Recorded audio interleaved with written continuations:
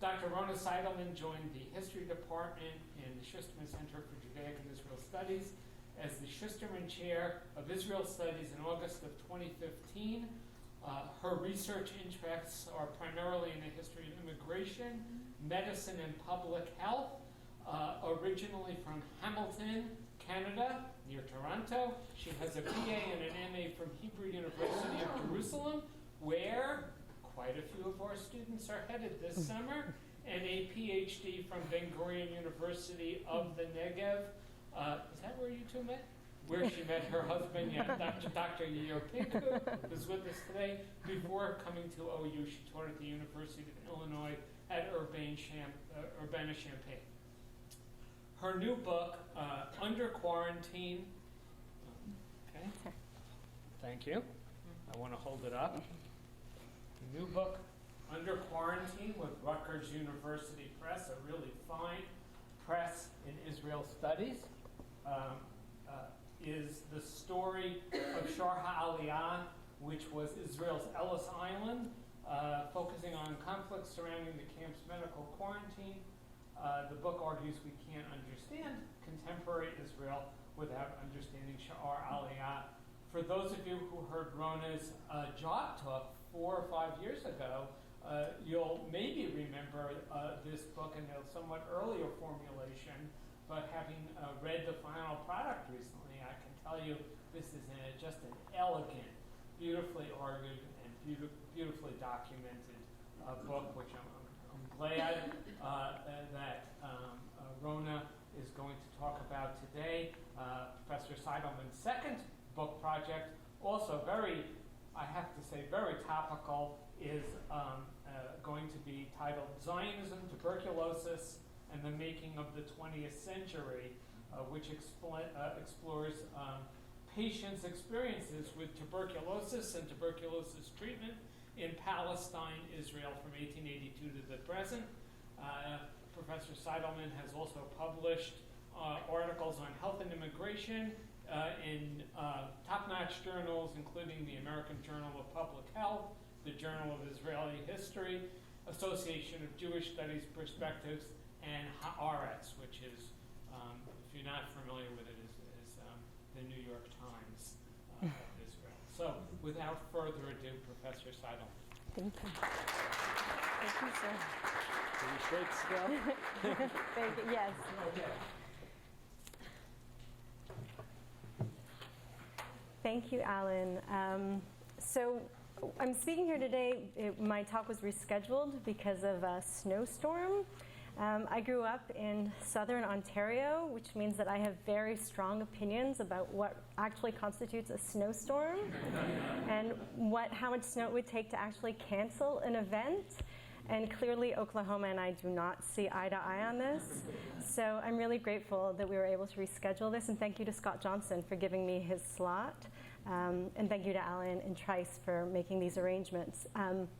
But also sort of more globally, I really do want to thank Alan for initiating this event and for his kind introduction, and really just for the wonderful job you do as chair of the Schusterman Center. And thank you to Trice for organizing everything so amazingly as you do. And thanks to all of you for taking the time out of your busy days to be here. I moved with my family to Oklahoma around 4.5 years ago. And I think it was around 2 years ago, we were driving somewhere when my husband, out of the blue, just said, "I think we're happy here." And this was an idea that took us both by surprise. Both of us grew up very far from Oklahoma, and if I'm completely honest, it took some getting used to. But the more time we spend here, the less surprising this is. We're surrounded by such wonderful friends and wonderful colleagues and wonderful students. And the community here was really critical in helping me finish this book. And I'm so happy to have this opportunity to celebrate with you and to mark its publication today. What I'll be presenting today is sort of a skeleton of my book. It'll be following the outline of the chapters. For those of you who did hear an earlier version of this talk when I gave my job talk in 2015, I apologize for the repetition, but I do hope that the current contemporary crises surrounding quarantine, surrounding refugees and refugee camps and fences and walls will help put the issues that I raise in this story in a new perspective. I don't know.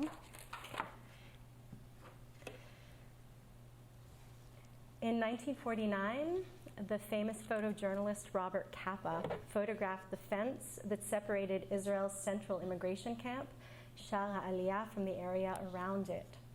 1 year after the establishment of the Jewish state, and only 4 years after the Holocaust ended, this image of Israel was dominated by what was, at that time, a symbol to Jews of European oppression, barbed wire. But there's also something else going on here, and that's the man who's crawling out under the fence.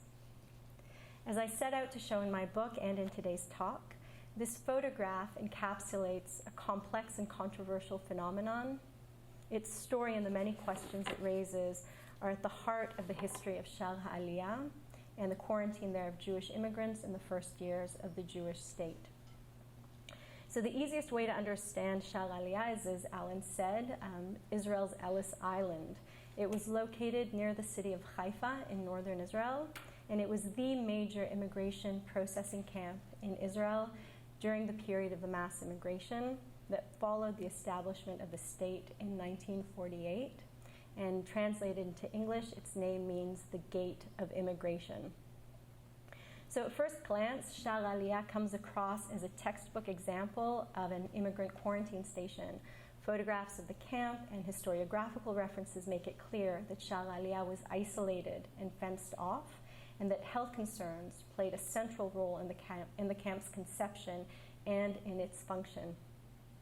The most significant support for the Shara Aliyah quarantine connection comes from the trove of archival documentation that deal with that exact issue.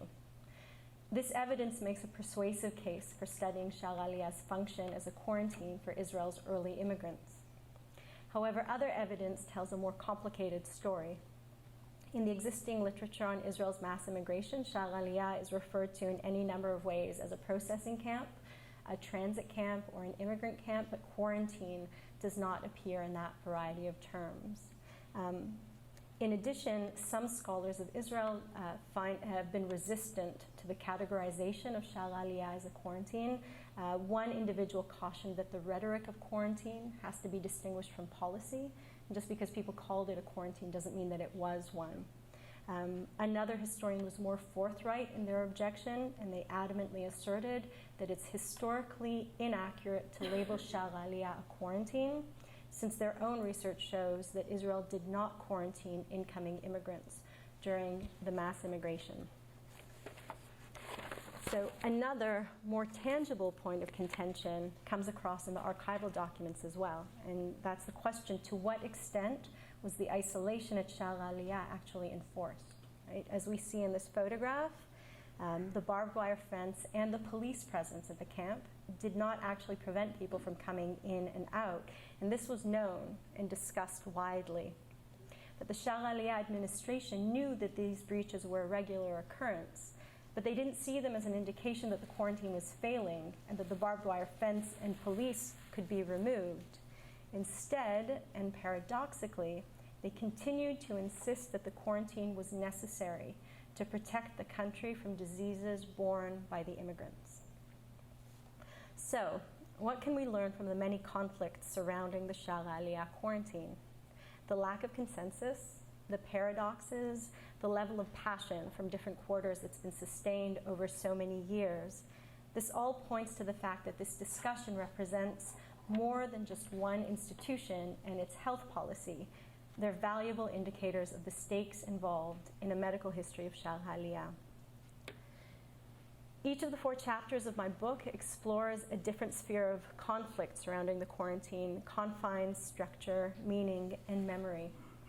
I argue that the story of the Shara Aliyah quarantine is the story of the Israeli immigration experiment, a modern experiment of nation building belonging, and power that is deeply tied to issues of health and disease.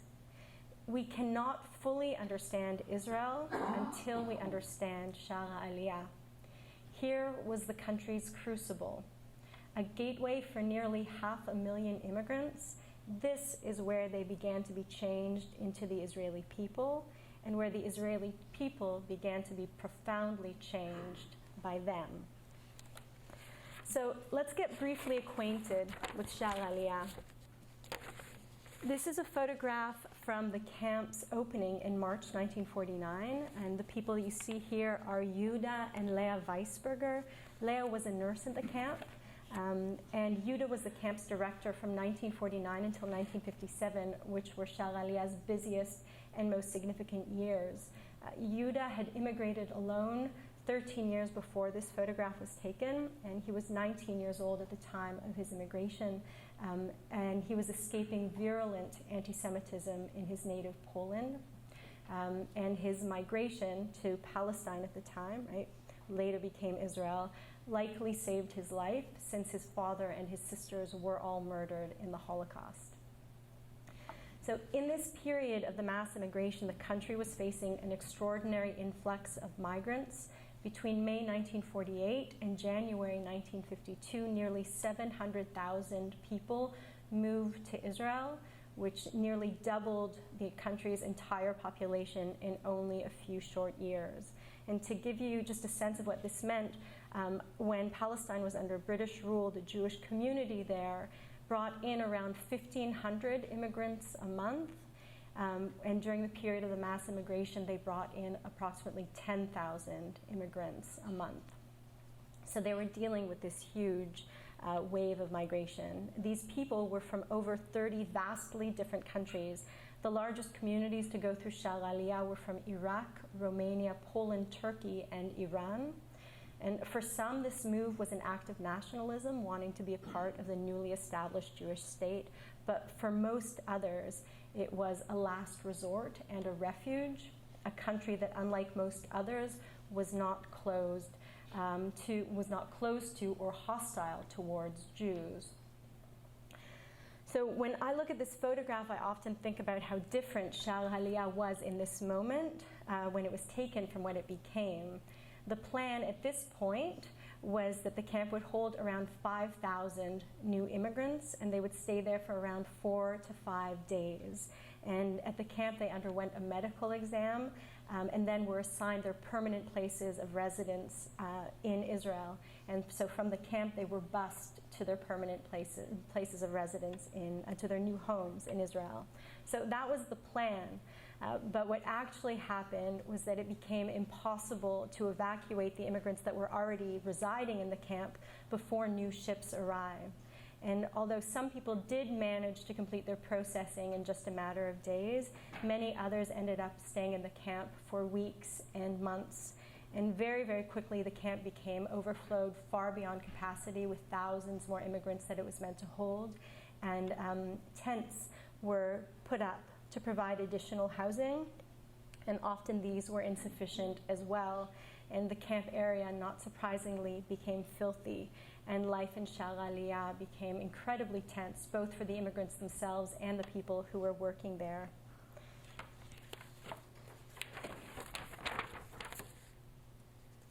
Shara Aliyah was officially closed only in 1962, but this was after slowly petering out. In its 13 years of operation, nearly 400,000 immigrants passed through its gates, with the overwhelming majority concentrated in 1949 and 1952. What you're seeing here, the years on the side, in the middle are the number of the immigrants who arrived in Israel, and then on the right is the column of immigrants that came through Shara Aliyah. So although in various stages of the mass immigration, there were other areas of controlled immigration centers, but Shara Aliyah was the only central processing camp, and it has no parallel in Israeli history.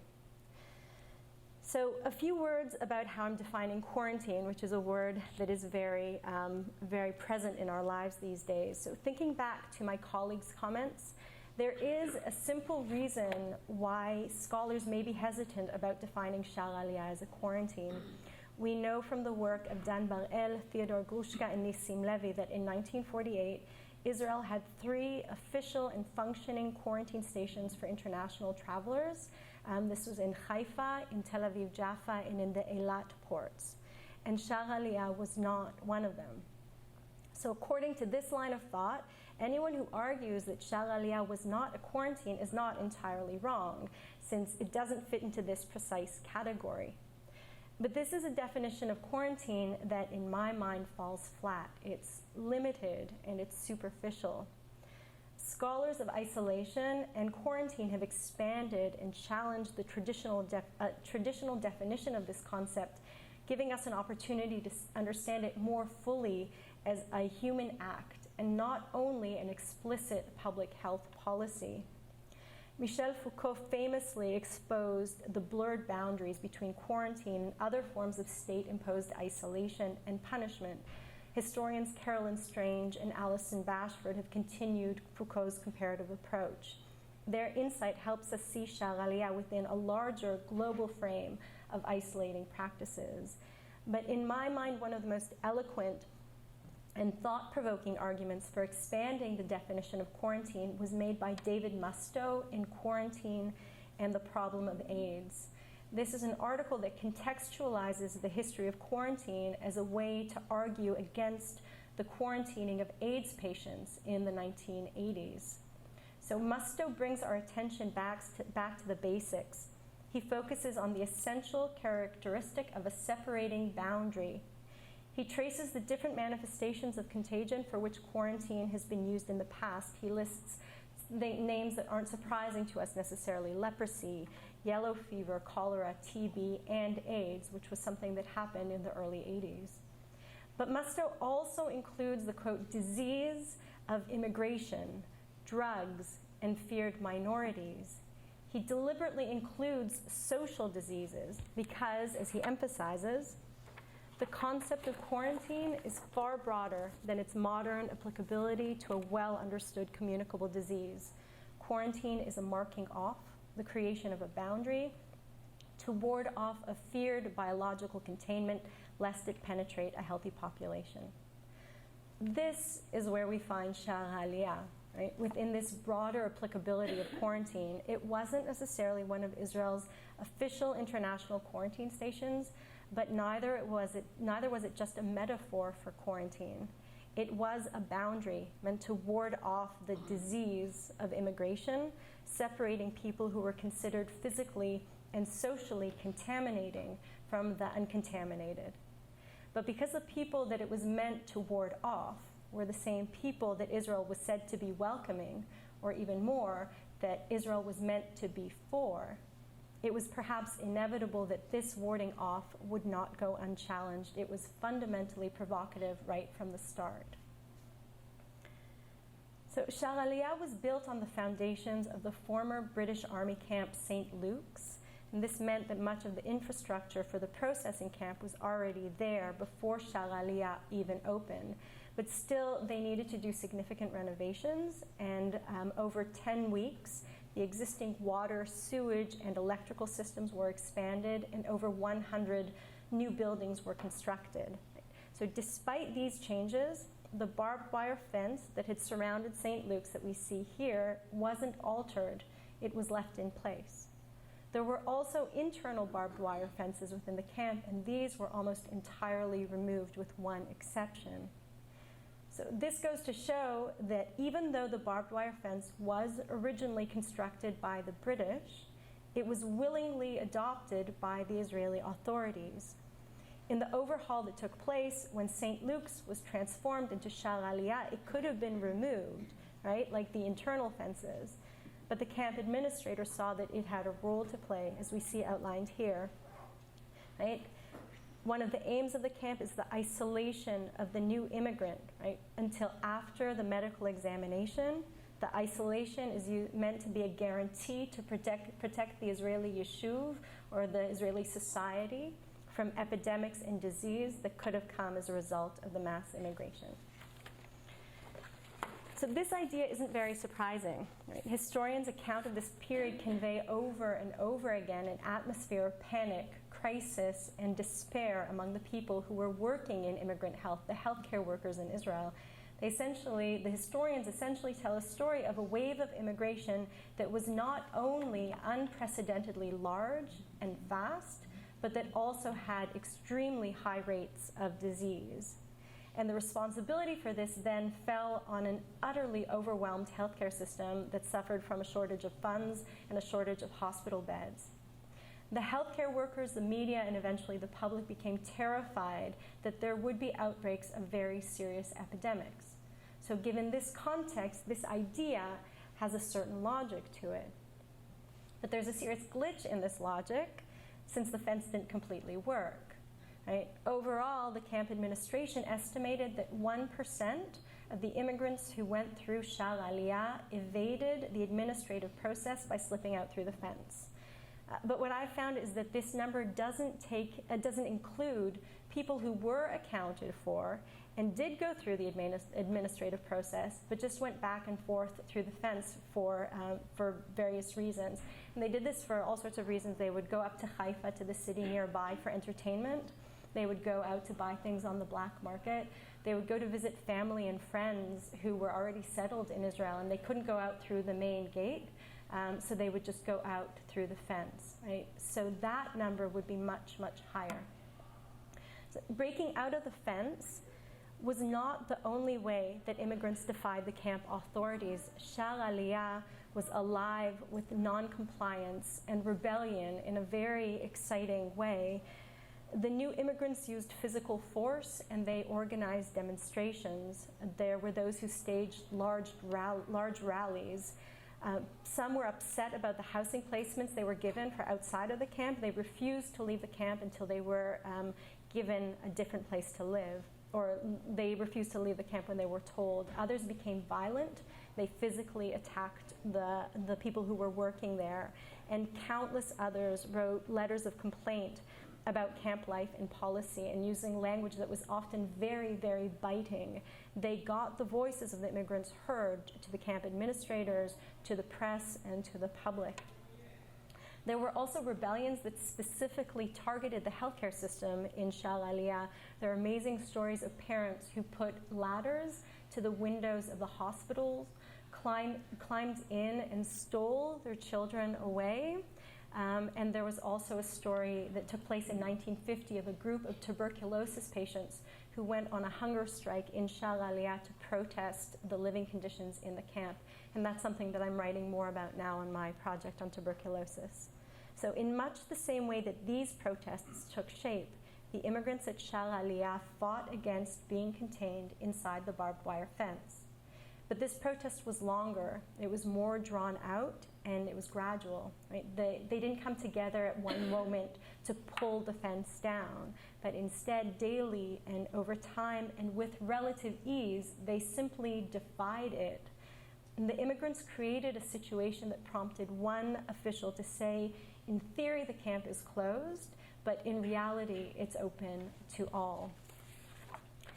So not surprisingly, this was frustrating for the police, whose job it was to guard the camp and the quarantine. And on several occasions, the police officers asked their superiors to replace the fence with a wall. And there was a long and drawn-out struggle, but eventually this request was finally honored, and documentation shows that in mid-1951, there was a wall being put up in at least parts of the camp. The overseeing police captain was insistent that without a proper fence and wall, the police wouldn't be able to properly do their work. But I find that it's interesting also to consider the things that the police didn't ask for. They didn't ask for permission to find people who were breaking through the fence, or to attack them, to physically sort of respond to them, to shoot them, to detain them. And this is very important. The immigrants were never threatened with deportation. That's a very important point, right? And so through this push and pull, these various agents of the new state were negotiating how far Israeli state authority was willing to go to enforce the physical barrier of the quarantine. And in this larger context, we see that the fence allowed people to wrestle with the many layers and dimensions of Israel's boundaries.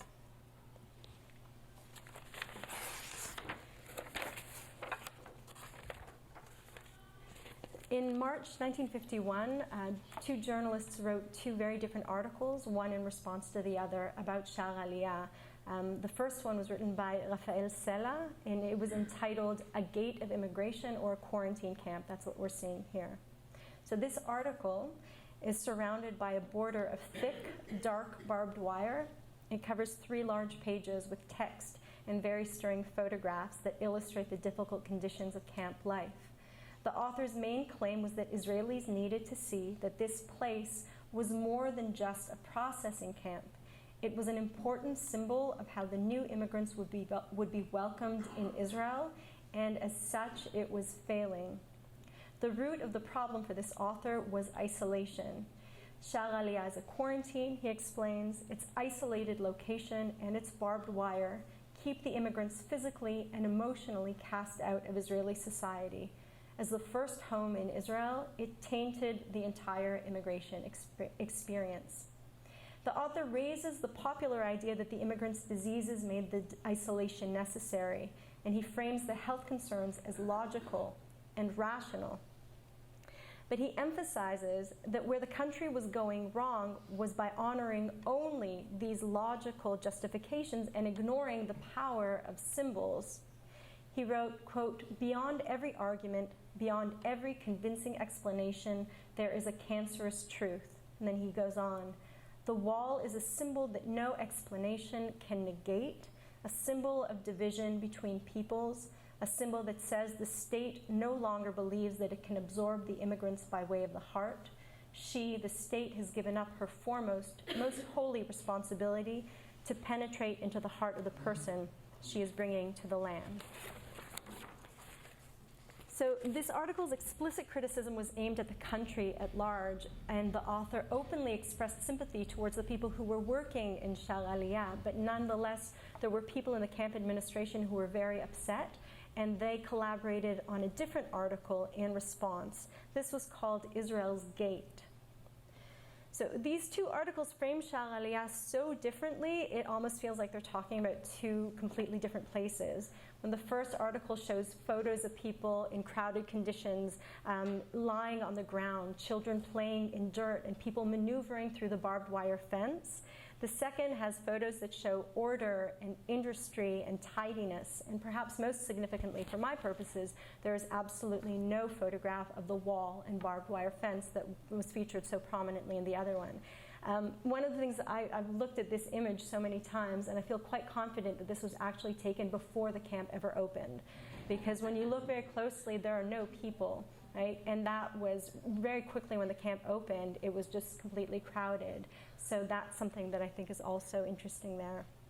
Right, around halfway through this article, the author devotes 3 long paragraphs to a strong defense of the camp's quarantine. I won't quote that now, but I go into it in detail in my book. But through analysis, you find that the author paints a scary image for his readers of a threatening and anonymous force that could mingle among us, come into our places, our cities, our buses, and bring harm upon us, if not for the Shar Aliyah fence. Right? This is a defense of quarantine that would be hard to challenge, since the fear of disease is so visceral and alarming, and the images the author uses are so accessible.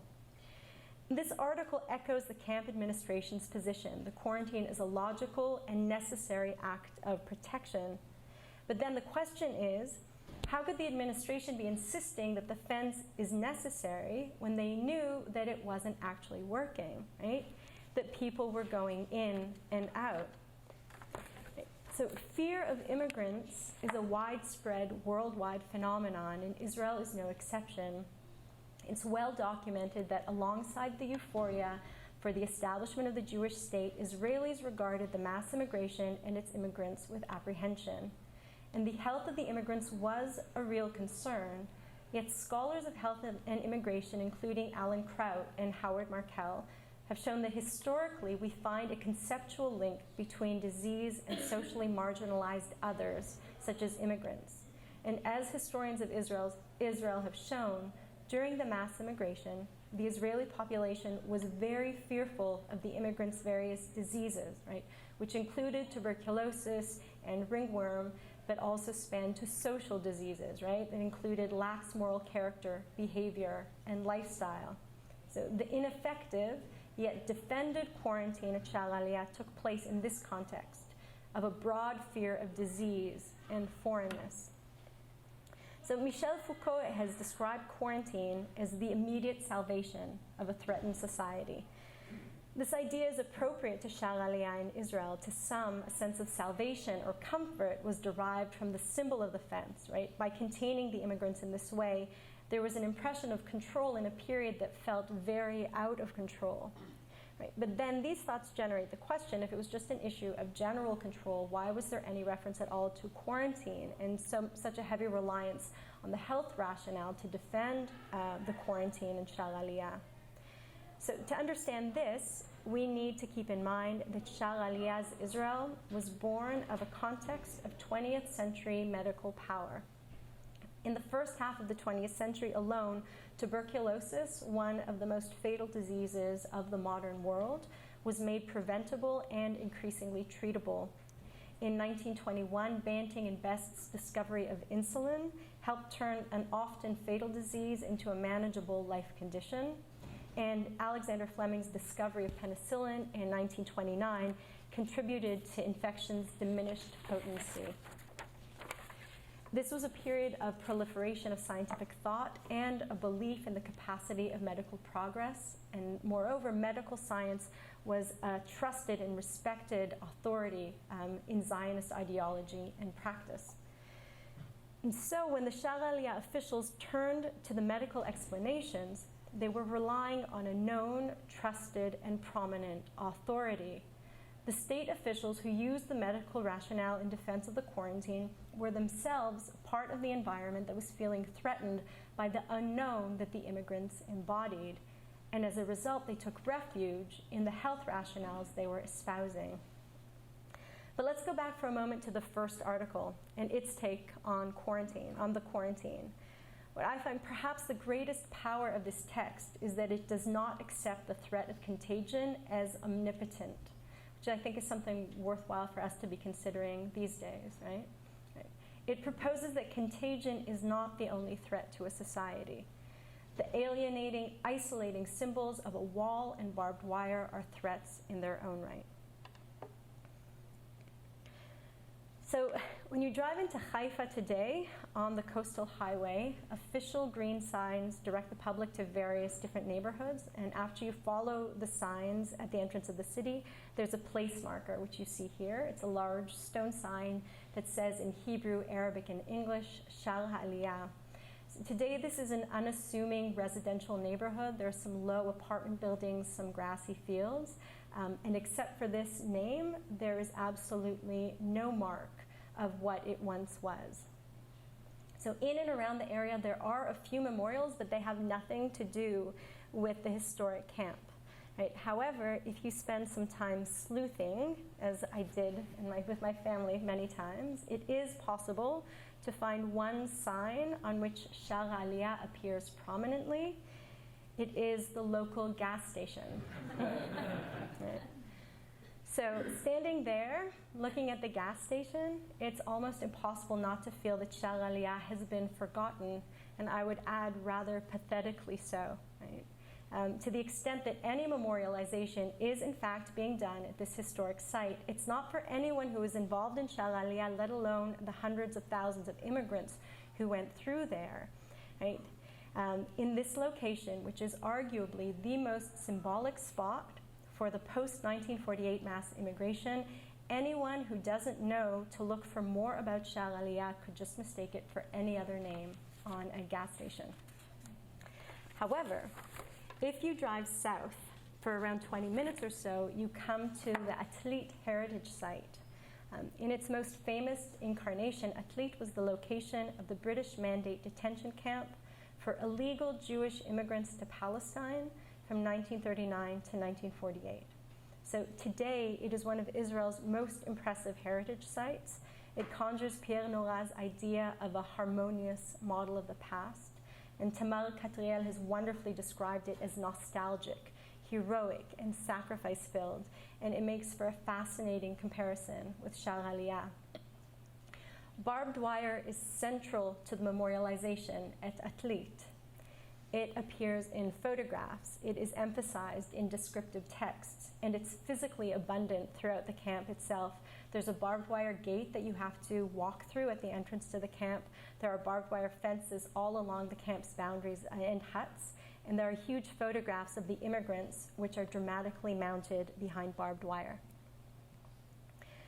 So in this way, the site's curators make it clear that the barbed wire fence at Atlit was callous and it was repressive.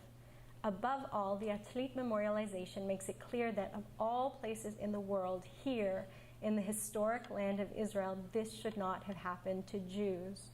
From a Jewish-Israeli perspective, the role of barbed wire in Atlit's memorialization is uncomplicated and intentionally emotional. When I think of the abundant memorialization so close by at Atlit, the Shar Aliyah space seems practically barren. But Atlit also makes it clear to me just how challenging it would be to include the memory of Shar Aliyah in the Israeli landscape. This is easy to grasp simply by imagining how a similar national heritage site at Shar Aliyah would look like if it were modeled on Atlit. If the barbed wire at Atlit is uncomplicated and easily reconcilable within the Jewish-Israeli story, the barbed wire at Shar Aliyah is anything but. It is fiercely complicated and dissonant. The fact is, the themes that are such an inseparable part of how Atlit is remembered are an equally inseparable part of how Shar Aliyah is remembered, just not in a national space. Jews arriving in the land of, or the state of Israel, should not have been put behind barbed wire. The immigrants in the camp are victims, and therefore the people who put them in the camp are to some extent victimizers. Because the architects of Atlit were British and the detainees were Jewish, these memories reinforce existing Jewish-Israeli national identity, which helps explain the elaborate heritage site. But the architects of Shar Aliyah were Israeli, and the detainees were Jewish Israelis. This helps explain the absence of a national heritage site. There's a criticism of Israel that is an indelible part of the way Shar Aliyah is remembered, and the barbed wire fence is an indelible part of that criticism.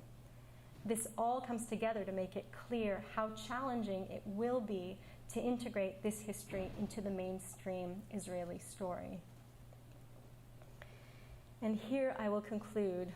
It's hard to say, right, whether Kappa knew that what he had photographed was not just a solitary encounter, but certainly he knew that something meaningful was taking place. The people in this photograph are universal images of isolation, defiance, and humanity. Their stories offer us a valuable approach to broader issues of immigration and quarantine and walls and fences. But they're also part of the particular story of Israel's establishment, its immigration experiment, and the ways that health and disease played a role in that experience. Historian David Beale has written of historical criticism that it can, quote, liberate us from the burden of a mythical past, while at the same time presenting us with a new past that we may not have considered. The stories of Shar Aliyah's immigrants are stories of strong, vulnerable, and simple humanity. They present a rich, complicated new past that's certainly worth considering. And indeed, we cannot fully understand Israel without understanding Shar Aliyah, the largest, most concentrated space in which new Israelis encountered their new country. It was where this unusual nation of immigrants was first forged, and it is at the heart of the Israeli story. Thank you.